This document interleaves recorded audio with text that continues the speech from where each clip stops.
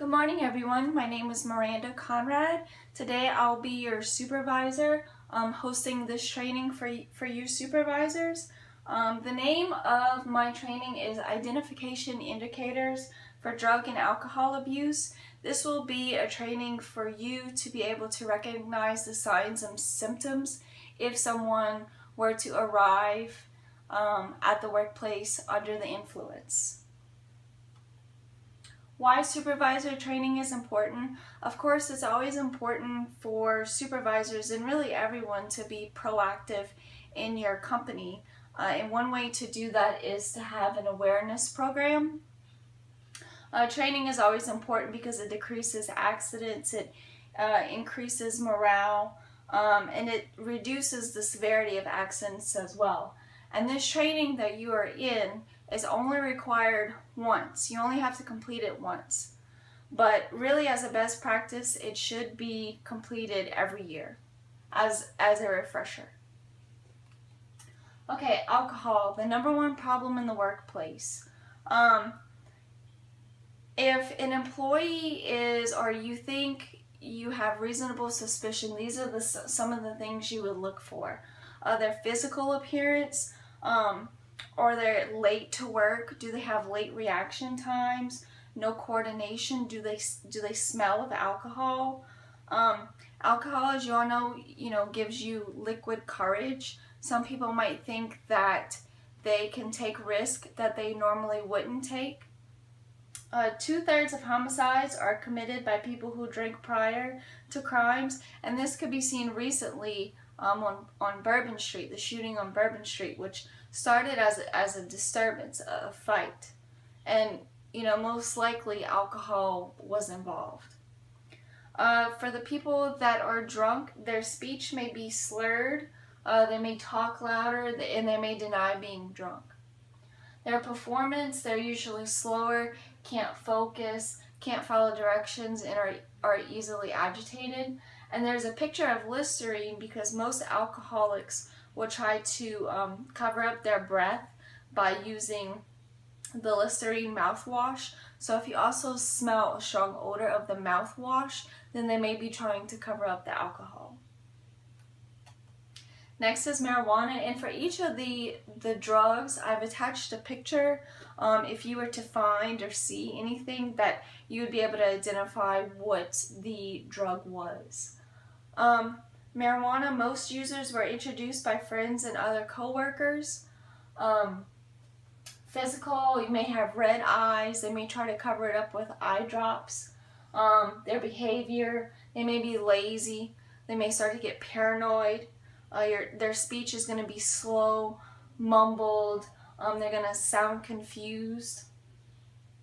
Their performance lessens the ability to perform tasks safely, especially operating heavy machinery. They're going to have slow reactions. And at the bottom there's a picture of a map, and the dark green map, or the states where recreational marijuana is allowed. So I'm not sure about Louisiana, but slowly but surely I think the number of these states is going to increase. And the light green is where medical marijuana is allowed as well. Cocaine. Cocaine causes the strongest mental dependency of any drug. If you see someone with a runny nose, dilated pupils, if they start to lose weight, they may have mood swings, they may be really talkative and then become easily defensive or agitated. Their performance, they usually are secretive or may become withdrawn. They may take more breaks to go in the garage or go to the bathroom. And the two pictures on the left, or what you would see, cocaine can be either a solid, a powder, or it could be in the solid, which would be the crack cocaine.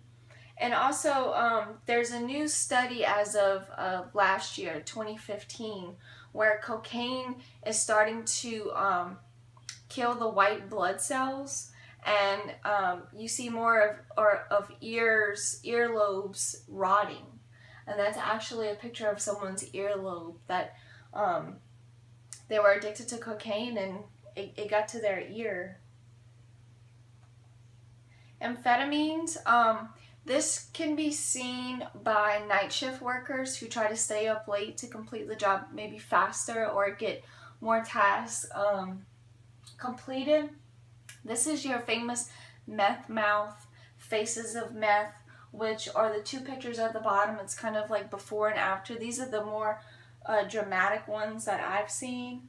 And this top picture on the left is maybe some of the pills that you would find. So if you would find similar looking pills, you may want to consult the person or ask them, just to see exactly what that is or if they have a prescription for it.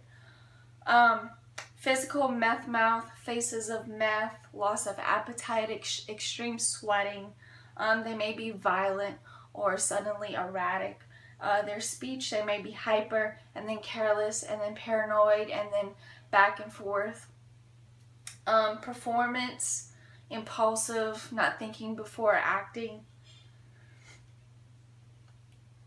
Okay, PCP, this is your angel dust, and this is a top, the picture at the top, it's what it's going to look like. To me, it looks like flour. And the bottom picture is the type of poster or picture that you would see for someone that's going through the high. I guess these pictures make the high better.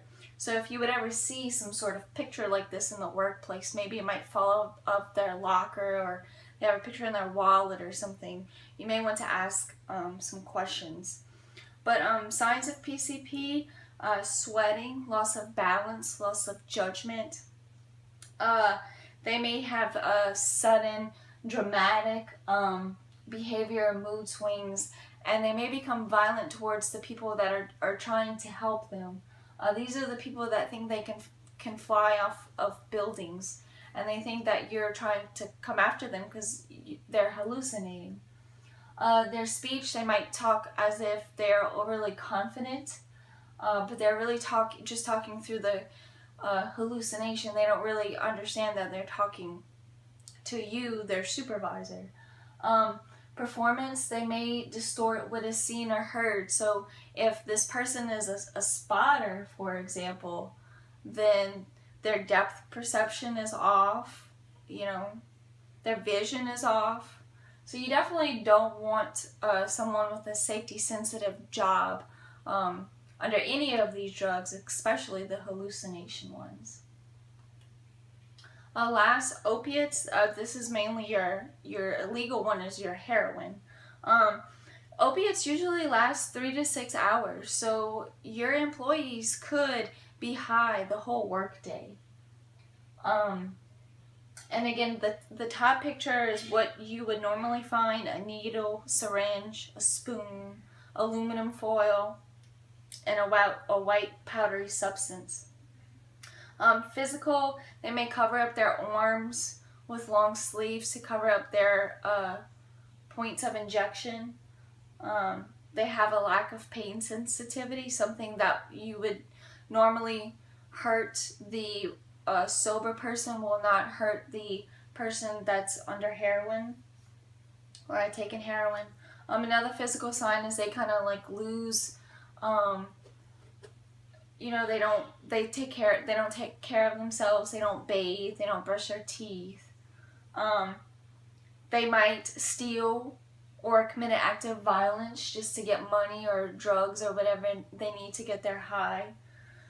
Their speech is going to sound drowsy, slurred, slow. And their performance may increase after surgery due to medicine, or they cannot perform tasks fast or accurate. And I don't know if you've seen, but these people that are passed out in the cars with their kids in the backseat and their grandkids in the backseat, these people were under the influence of heroin. And also this picture at the bottom is whenever they would go through withdrawals, these are some of the signs and symptoms to look for. So if one of your employees is going through these symptoms, you might want to pay closer attention. And lastly, just to sum up everything, prevention is being proactive. If you see something, say something. It could be too late. This could prevent a serious injury or an accident or a fatality. Drug and alcohol users do not realize how damaging their addiction is, you or their voice. And this is why this training is important. And also at the bottom, I've attached some local and national helplines. If you know someone, and even if it's not an employee, if it's a family member or friend, these people are here to help. The top three or local numbers here in Terrebonne Parish, and the bottom two numbers or national hotlines. So, and just if you have questions about, what they're going through, they're here for you too, not just, for the abuser. Okay, so I hope everyone learned something today, and if you have any questions, please let me know. Thank you.